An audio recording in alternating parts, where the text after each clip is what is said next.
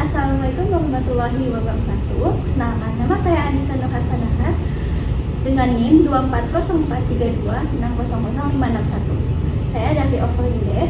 Di sini saya akan menjelaskan tentang pengaruh tingkat pengangguran, tingkat kemiskinan, dan rata-rata lama sekolah terhadap kualitas pembangunan manusia di Indonesia di tahun 2024. Jadi yang pertama itu, di sini kita ada variabel Y-nya itu ada indeks pembangunan manusia, di mana indeks pembangunan manusia ini adalah ukuran komposit yang mengukur tingkat pembangunan manusia suatu wilayah berdasarkan 3 dimensi, di mana umur panjang dan sehat, pengetahuan, dan standar hidup layak. Terus di sini ada variabel X1-nya, yaitu tingkat pengangguran terbuka atau TPT, di mana itu adalah persentase jumlah penduduk yang menganggur terhadap jumlah angkatan kerja. Jadi angkatan kerja itu adalah penduduk usia kerja 15 tahun ke atas yang bekerja atau memiliki pekerjaan tetapi sementara tidak bekerja serta pengangguran. Terus yang di variabel kedua, di X2 itu ada jumlah penduduk miskin. Nah, jadi penduduk miskin itu tuh mereka yang rata-rata pengeluaran per kapita per bulannya itu berada di bawah garis kemiskinan yang ditetapkan oleh Badan Pusat Statistik, di mana garis kemiskinan per kapita per bulan pada September 2024 itu adalah sebesar 595.212 rupiah di Indonesia. Terus yang ke variabel X ketiga, yaitu ada rata-rata lama sekolah, di mana rata-rata lama sekolah itu adalah jumlah tahun rata-rata yang dihabiskan penduduk usia 25 tahun ke atas untuk menempuh pendidikan formal. Itu berdasarkan penduduk usia tersebut yang telah menyelesaikan pendidikan mereka. Selanjutnya di sini ada data, yaitu IPM nasional dan provinsi pada tahun 2024. Di mana pada tahun 2024 ini hampir seluruh provinsi mengalami pertumbuhan IPM yang lebih tinggi dibandingkan rata-rata pertumbuhan selama periode 2020 sampai 2023. Nah, kalau kita lihat di sini, IPM yang sangat tinggi itu berada di 2 provinsi. Yaitu salah satunya di DKI Jakarta. Terus yang IPM yang sangat rendah atau di bawah 60 itu berada di Papua Pegunungan. Oke, jadi di sini saya menggunakan data. Di sini jenis data yang saya ambil itu adalah data projection, yang dimana diambil dari 38 provinsi di Indonesia yang berasal dari laporan Badan Pusat Statistik. Sehingga ini tuh datanya termasuk ke data sekunder. Terus data ini mencakup variabel kuantitatif, yaitu di mana variabel Y-nya itu indeks pembangunan manusia, variabel X1-nya itu tingkat pengangguran terbuka, variabel X2-nya itu jumlah penduduk miskin, dan variabel X3-nya itu rata-rata lama sekolah. Oke, masuk ke hasil regresi, di mana di sini nilai R-square-nya itu dapat dijelaskan oleh variabel tingkat pengangguran terbuka, jumlah penduduk miskin, dan rata-rata lama sekolah itu sebesar 0,8527 atau 85,27%, dan sisanya 14,73% itu dijelaskan oleh variabel lain di luar regresi. Terus di uji F-nya itu di mana di situ probabilitasnya itu 0,0000 itu lebih kecil dibandingkan nilai alfa, yaitu 0,05, di mana berarti model regresi ini secara keseluruhan itu signifikan. Artinya tingkat pengangguran terbuka, jumlah penduduk miskin, dan rata-rata lama sekolah ini berpengaruh terhadap indeks pembangunan manusia itu secara bersama-sama.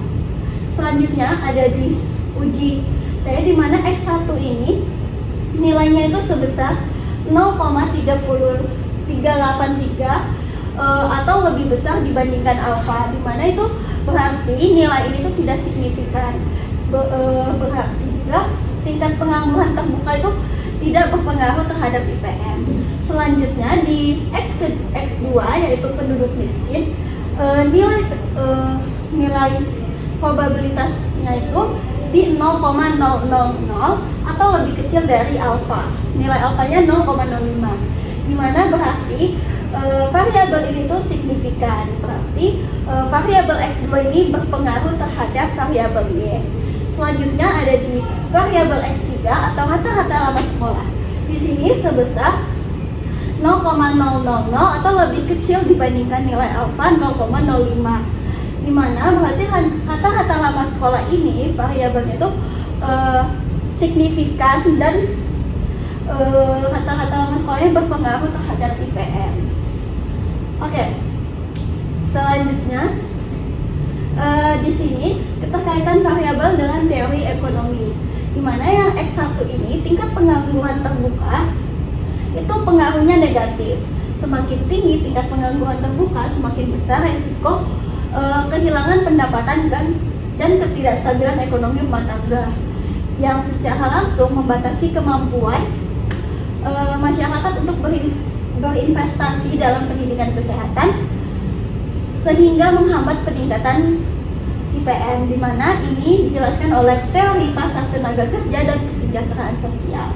Selanjutnya di X2 yaitu jumlah penduduk miskin terhadap variabel Y-nya itu IPM, di mana pengaruhnya itu negatif. Jadi semakin tinggi tingkat kemiskinan, semakin besar juga kendala yang menghalangi masyarakat untuk mengakses nutrisi yang memadai dan layanan pendidikan dasar.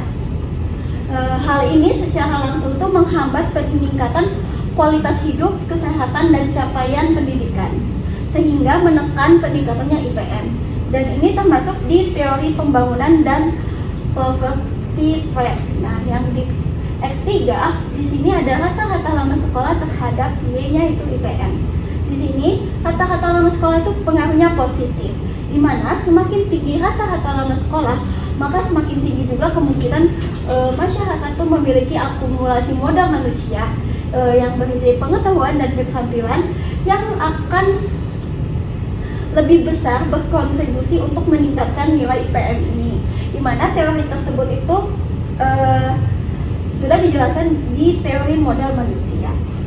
Oke, lanjut di hasil model regresinya itu Y sama dengan 54,7591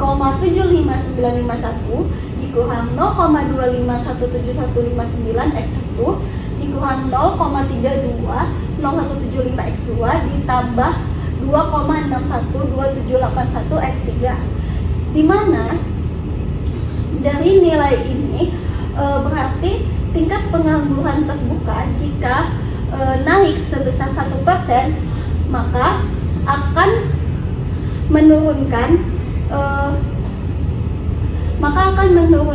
ke variabel, maka variabel Y ini akan menurun sebesar 25,17159, dan di penduduk miskin ini, di jumlah penduduk miskin ini, jika jumlah penduduk miskin ini naik sebesar 1%, akan menurunkan variabel IPM ini sebesar 0,320175%. Selanjutnya, di mana di X3 ini rata-rata lama sekolah, jika rata-rata lama sekolah itu naik atau meningkat sebesar 1%, maka itu akan meningkatkan nilai IPM ini sebesar 2,612781. Oke, segitu aja dari saya. Kurang lebihnya mohon maaf. Assalamualaikum warahmatullahi wabarakatuh.